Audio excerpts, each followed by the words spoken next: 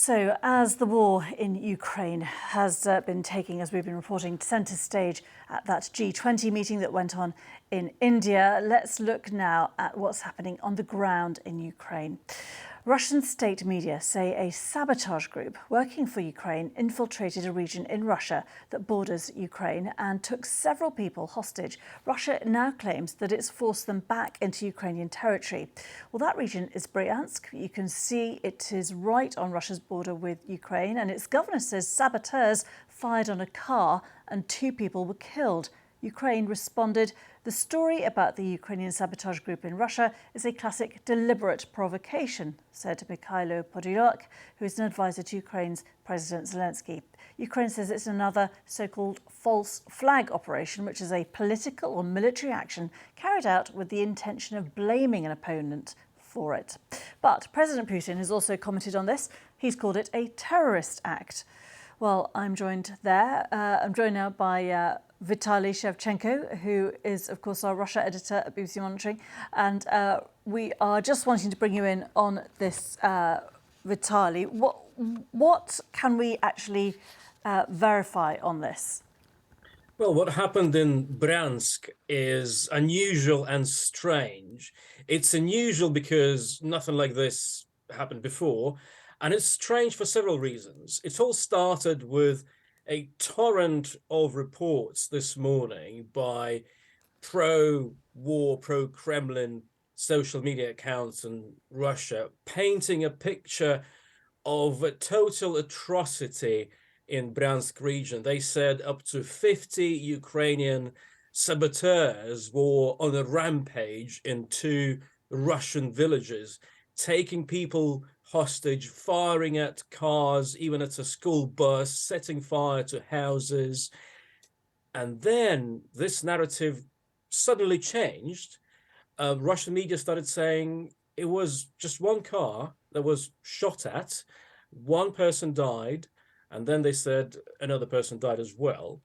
And then it transpired that allegedly all these Ukrainian saboteurs, quote unquote, were able to escape back to Russia after their audacious raid.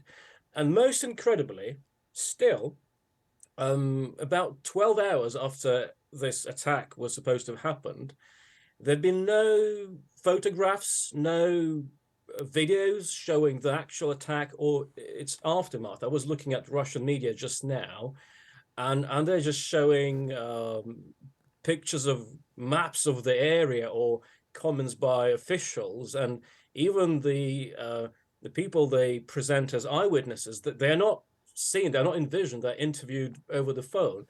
So it's a very strange incident.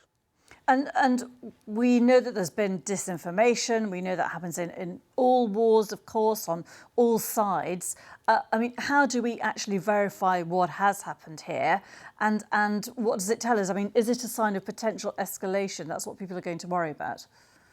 Well, yes, President Putin is chairing a meeting of Russia's Security Council tomorrow, and it will be important to see if Russia uses this accident, if it took place, as a pretext for an escalation. But whatever happened in Bryansk, it serves, or it can serve, the ultimate objective of selling the war to audiences in Russia, because they will be in no doubt that this is what so-called Ukrainian neo-Nazis, as Russian TV calls them, this is what they want to do. They want to attack Russia. They want to kill Russia's children. They want to burn houses. So whatever happened there, it clearly serves a certain purpose that helps the Kremlin's media machine. OK, Vitaly, well, do stay with us just for a moment, because we want to come back to you, but we just want to get an update on the latest on the actual fighting in Ukraine, because it continues at the moment around the eastern city of Bakhmut. President Zelensky says Ukraine's biggest challenge right now is defending Bakhmut. And, of course, we've seen a lot of images from there. Vitaly, what is the latest that we know?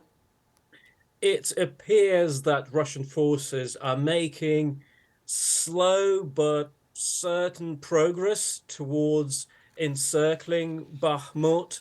There've been reports that Russian troops are on the northern outskirts of Bakhmut, but they've not taken yet. So this battle has been going on for months, and it's depleted both countries' resources in a major way without so far leading to any significant movements of troops on the battlefield.